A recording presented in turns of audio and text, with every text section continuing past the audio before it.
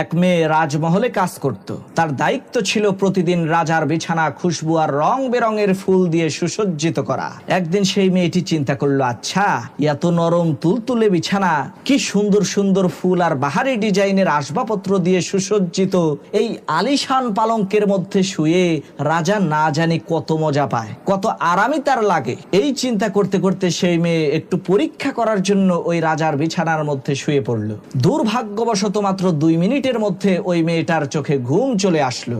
রাতের বেলায় যখন রাজামশাই বিশ্রাম নিতে আসলেন, এসে দেখেন তার বিছানার মধ্যে চাকরানী মহিলা ঘুমিয়ে আছে। এই দৃশ্য দেখা মাত্রই রাজার মাথায় আগুন ধরে গেল। তৎক্ষণাৎ রাজামশাই সিপাহীদেরকে হুকুম করলেন, এই চাকরানীটাকে চাবুক দিয়ে আঘাত করো। রাজার কথা অনুযায়ী সিপাহীরা ওই মেয়েটাকে ধরে এনে চাবুক দিয়ে আঘাত করতে লাগলো। আশ্চর্যের বিষয় হলো, যখনই মেয়েটাকে চাবুক দিয়ে আঘাত করা হতো, ওই মেয়েটা আঘাতের যন্ত্রণা